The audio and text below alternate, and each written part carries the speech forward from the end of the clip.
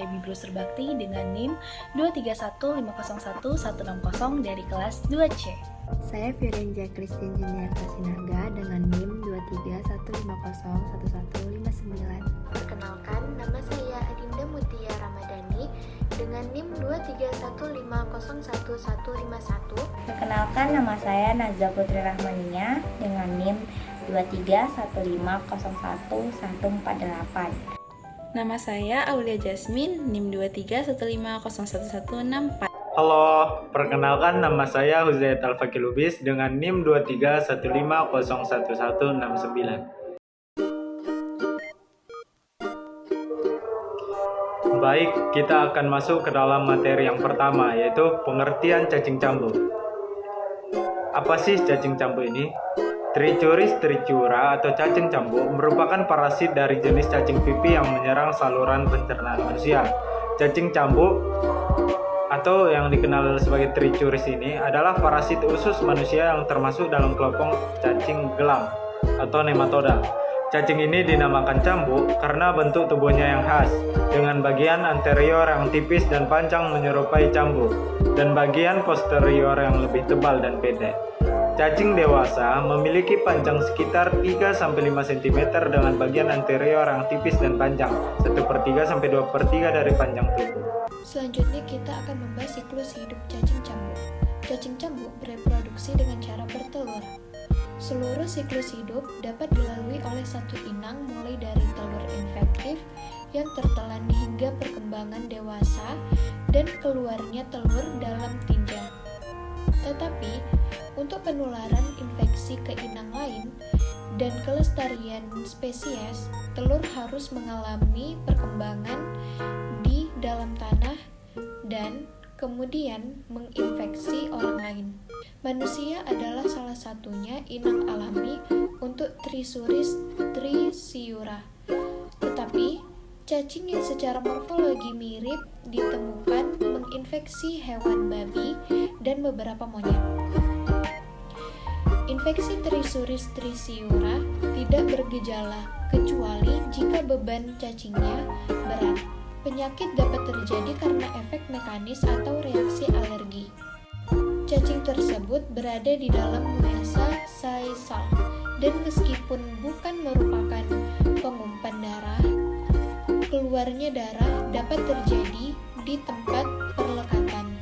Kehilangan darah adalah sekitar 0,005 mili per ekor cacing per harinya. Dalam jangka waktu tertentu, hal ini dapat menyebabkan anemia dan malnutrisi.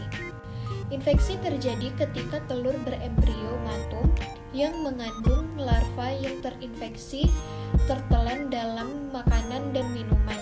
Telur menetas di usus halus dan larva yang muncul melalui kutub cacing masuk ke dalam sekum. Dalam waktu sekitar 2-3 bulan, mereka menjadi dewasa dan berbaring tertanam di dinding sekum dengan bagian anterior seperti tamat yang menusuk mukosa dan ujung posterior yang tebal menjorok keluar. Telur mulai muncul dalam tinja biasanya sekitar 3 bulan setelah infeksi.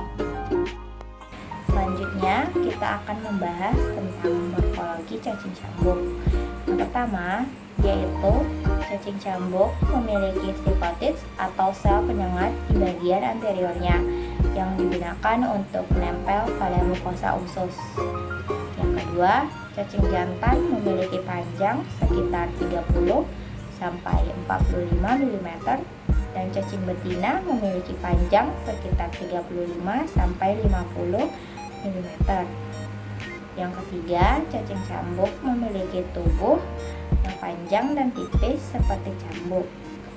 Dan yang terakhir, bagian anterior atau kepala cacing cambuk tipis dan panjang, sedangkan bagian posterior atau ekor cacing cambuk lebih tebal dan pendek. Penyakit yang disebabkan oleh cacing cambuk atau Trichuris trichiura disebut trichuriasis. Gejala trichuriasis dapat bervariasi tergantung pada jumlah cacing yang menginfeksi dan usia penderitanya. Penyakit ini dapat tidak menimbulkan gejala hingga menimbulkan gejala berat seperti prolaps rekti, diare seperti disentri, penurunan berat badan, dan anemia karena cacing ini menyerap darah dari inangnya. Gejala ini sesuai dengan yang ditemukan pada pasien, yaitu pasien mengalami diare dan dehidrasi akibat berkurangnya cairan dalam tubuh. Gejala umum lainnya seperti nyeri yang terjadi di sekitar pusar atau di bagian kanan bawah perut, kelelahan yang terjadi karena anemia dan kekurangan nutrisi, serta batuk kering karena larva cacing cambuk bermigrasi ke paru-paru. Penyakit yang ditimbulkan oleh cacing trichosias atau cacing cambuk biasanya menginfeksi penderita dari saluran pencernaan. Penyakit-penyakit yang ditimbulkan dari cacing ini sendiri yang pertama yaitu diare, disentri, dan juga infeksi pada saluran usus. Nah, teman-teman, untuk memastikan apakah seorang penderita tersebut positif terkena infeksi akibat cacing trichosias, para nakes atau petugas kesehatan lainnya biasanya memeriksa melalui pemeriksaan mikroskopis. Bagaimana cara memeriksanya? Yaitu diperiksa melalui tinja atau feses penderita. Nah, untuk pemeriksaan ini biasanya dilakukan pengecekan apakah ada telur dari cacing trichosias atau tidak. Untuk penderita ringan atau infeksi ringan oleh cacing trichosias ini sendiri, biasanya ditemukan 10 butir telur yang khas dari cacing trichosias per apusan tinja dari pasien. Apabila ditemukan 50 atau lebih butir telur per apusan dari tinja pasien, maka pasien dinyatakan sebagai penderita dengan infeksi yang berat. Selanjutnya kita masuk ke tahap penularan. Penularan dapat terjadi melalui makanan, minuman, ataupun serangga. Penularan dipercepat dengan sanitasi yang buruk dan kondisi tanah. Tangan dapat terkontaminasi dengan telur cacing jika seseorang melakukan kontak langsung dengan tanah. Nah, faktor lain yang penting dalam penyebaran penyakit ini adalah kontaminasi tanah dengan tinja. Telur cacing dapat tumbuh di tanah liat yang lembab dan teduh dengan suhu optimum 30 derajat Celcius. Nah, dalam penularannya ini dapat dipengaruhi dengan berbagai macam faktor yang lain, mulai dari iklim tropis, kebersihan tubuh yang buruk, sanitasi lingkungan yang jelek, pemukiman yang padat serta lembab, juga air yang kurang bersih dan kuku yang kotor serta benda-benda yang telah terkontaminasi juga tentunya membantu penyebaran cacing atau larva ini.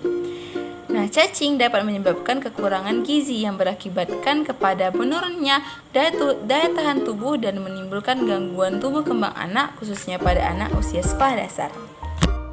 Selanjutnya kita masuk ke dalam materi terakhir, yaitu pengobatan. Pengobatan bagi orang yang terkena cacing cambuk dapat dilakukan dengan obat antiparasit seperti albendazol, mabendazol, dan mabendazol L. Obat-obatan ini tersedia dalam bentuk tablet atau sirup. Pencegahan dapat dilakukan dengan menjaga kebersihan diri dan lingkungan, mencuci tangan dengan sabun dan air mengalir sebelum makan dan setelah toilet, memasak makanan dengan matang, menghindari konsumsi air yang tidak terjamin kebersihan. Sekian video penjelasan kami, semoga teman-teman dapat mengerti dan dapat memahaminya. Terima kasih. Terima kasih. Terima kasih. Terima kasih. Terima kasih.